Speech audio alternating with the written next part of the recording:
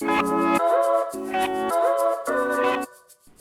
is how the mission style bench based on plans created by Rex Krueger came out for me. I've got some more photos of the finished product at the end, but I'm really pleased overall with how it came out.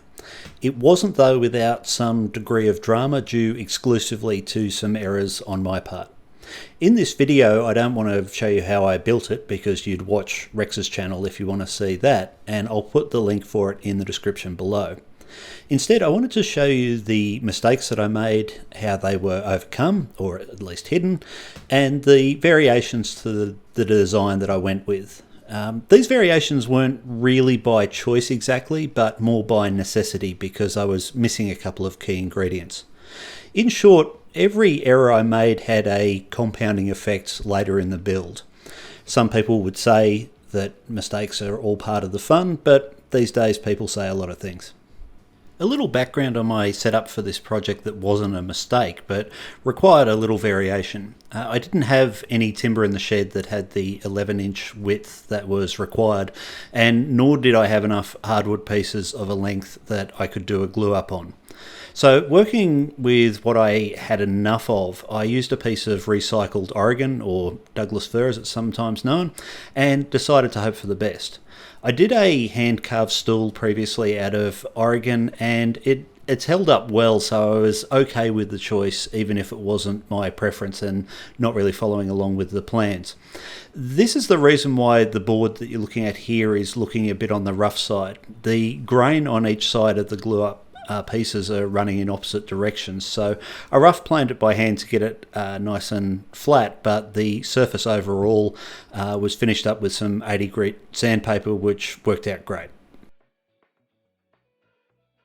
Now, Rex said in his video that this is the most important cut as it will be highly visible, so you really know what's coming here.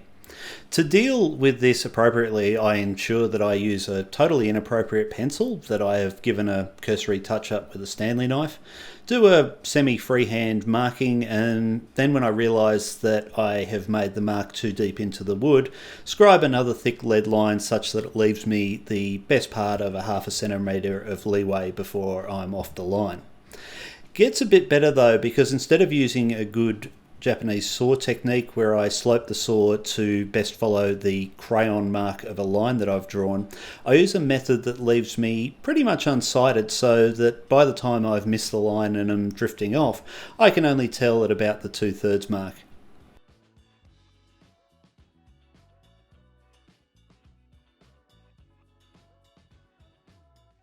The issue surrounding the lack of pencils that I had was one that I wanted to address very quickly, so a trip to Officeworks took care of this pretty easily, and I decided to really put myself in a position where a lack of pencils wasn't really going to be an issue for some time to come. So you can see how I've addressed this here, and picked up a particularly pretty one here, which I'm not sure if it's good or not, but it does have a lot of Japanese writing on it, so that was fun, and another Posca pen because I have a sickness.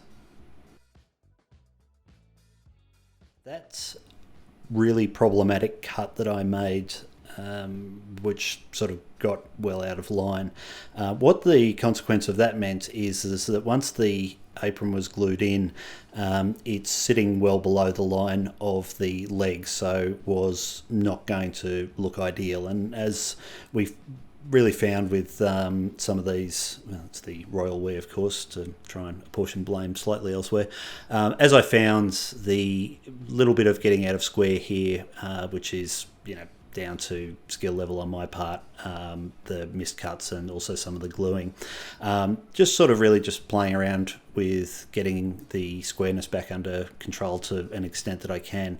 As I say, the apron sitting too deep though means that I'm going to have to make a little bit of a modification to the leg. It's not ideal, but it's not a mega drama really. So what I'm doing here is just making sure that the apron is in its equivalent of final position, and you can see there the gap that it leaves in terms of where it's sitting below flush. So what I need to do is get myself a marking gauge, and then I will mark a line running down the leg equivalent to the size of the gap that I've got going on there. And what will happen then is that I can simply plane away the excess, and that will then get me back to a position where, again, not ideal, but at least it'll mean that the apron and the legs are all sitting flush with one another, which is, I think, the most important outcome. In woodworking circles, I suspect that the last refuge of the scoundrel is actually the brad nailer, because it allows you to sort of make adjustments very quickly, and often, because of the fine nails, allow you to hide them away quite easily.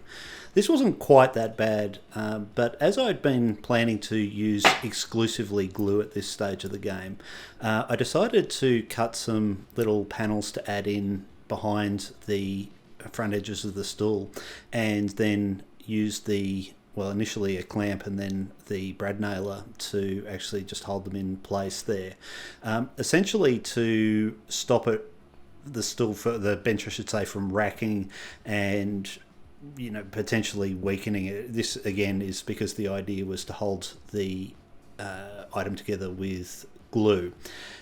As you'll see, I decided to add some proper structural integrity a little bit later on, but again, this wasn't necessarily a mistake, but I think had it been to my original plans of just using glue, this would have probably held together quite well, but the way it's finished up and the additional ways that I added some lateral stability to it, I think means that it's got plenty of time. But I tell you, once you start firing the brad nailer, it's pretty tough to stop. This is actually one of the parts of the build that I am happy with how that it worked out, and it really came about as a consequence of the use of glue. And as I mentioned previously, I wasn't satisfied that it was going to be strong enough, so I put in some 6mm dowels into the aprons here, and also later, as you'll see, into the top. What I'm doing here is just measuring to put 2 dowels into this apron, so I'm marking a midline here in line with the legs, and then I'm looking to just measure up 2 spots basically equidistant from the end of the top and the bottom of the apron. So it's a relatively simple measuring operation. It doesn't have to be bang on precise so much, but we've got fairly little wiggle room to work with the drill holes, and it was going to be a mega temper tantrum if I had have visibly drilled through. So I was taking a fairly large degree of care here.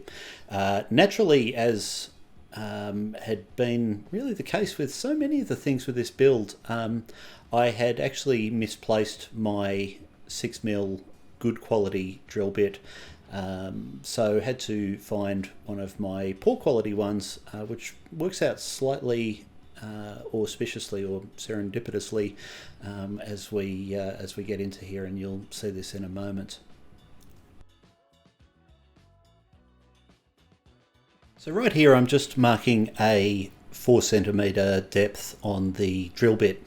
The depth that I chose there is 2cm for the depth of the apron, and then another 2cm into the legs. So just really giving it a good amount of grab for the glue, plus that lateral stability coming from the dowels will hopefully be enough there.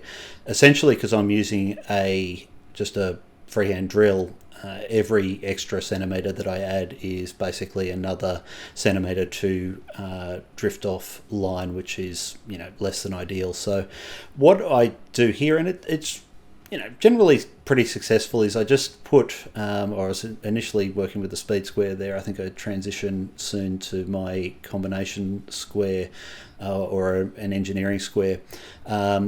What I find is if you just sort of look at a selection of different angles, and I apologise for the Spielberg quality filming here, just looking at a number of different angles, comparing with any square really, it just sort of gives you an idea that you're pretty much in place. I'd used a punch previously here, and you can see it loosely there, just to so that the drill bit didn't wander. As I say, there was so little room for error on this. This was one where I wanted all of the errors to come to an end and for a good outcome to come out of this, because it was really getting to the stage of me having a problem with it if I had have put a dowel or a drill hole through the side.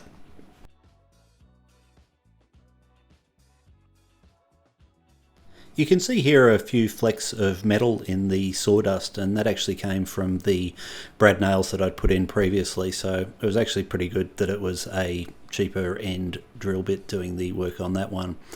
Here I'm just cutting the dowels to roughly the length plus about another 50%. I'm going to mark on each of these around about 4 centimeters. Not so much that it needs to be precise, it's really that once you start sort of malleting the dowels in, it's often a little bit hard to tell how deep you've forced it into the wood. So the markings that I put there is really just a reference for where I've got to put glue, and also knowing that it's gone in most of the way and hasn't caught up on something once it's been driven in.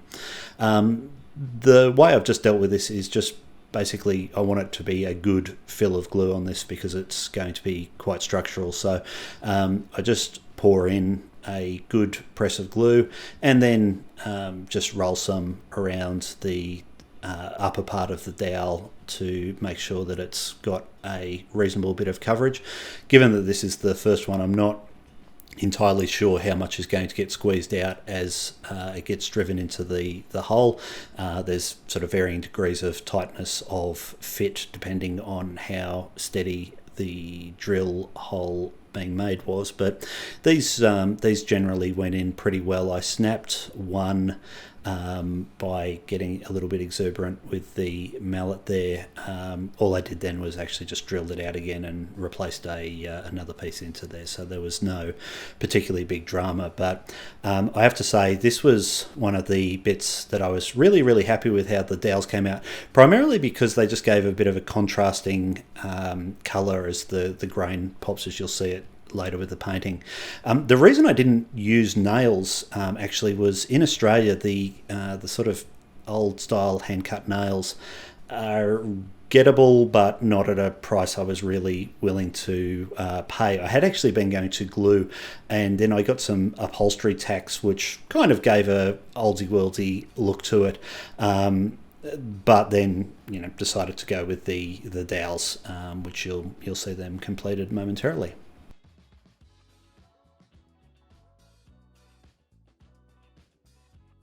And as a final punishment for my crimes, this really is where it all boils down to. The consequence of each of the problems that I've showed you means that the slightly out of squareness, not too bad, but I mean it's a bit out of square, means that the legs don't actually sit flush on the ground, which I wasn't going to have that. So all I've done here, and I'm sure most of you have seen this trick, is you just take a block of wood and then draw a pencil line using a flat surface and then cut the amounts off, which will give you a nice even length to your legs. Just be careful that when you're doing it, you're sort of holding down a consistent position, because any movement will mean that the length of legs will vary again, and you'll end up chasing them on an ongoing basis until it balances or until you run out of legs to cut off. But this actually worked out pretty well. So it was a nice little wrap up to the problems, and it allowed me to really finalize the pieces here. Pretty much skipping to the end here, I've repeated the same process that you saw with the attaching the aprons to the legs, and used the same process to attach the top to the legs that you can see here. So this is just using a little flush saw to cut the dowels. Obviously there's going to be plenty of sanding to go on with here, but the dowels all fit in really nicely here, and this was one of the parts where excruciating levels of care meant that all of the drill holes were fine. We didn't get anything punching through anywhere, so they came out looking great, which is a good outcome, and certainly has made the bench in the end a lot stronger than it would have otherwise have been. The last bit of sort of cosmetic pieces here is I'm just using a clamp just to stop the bench moving around too much as I prepare to put a chamfer in the top, just something subtle around the sides at a 40, just a standard sort of chamfer bit with the router to ensure that I've got a nice edge. Not so much that I didn't want a crisp edge on it, because I thought it looked nice actually. The main reason I went with the chamfer was that it's, as I said, brittle wood. It's pretty soft wood. The chamfer will hopefully mean that we've got less likelihood of it catching on something or tearing out some of the grain and leaving us with exposed wood grain again. So it was as much as anything, it was a matter of protecting the timber for the future as it was for aesthetics. So use your own determination there as to what you want to do with or without your router at the end.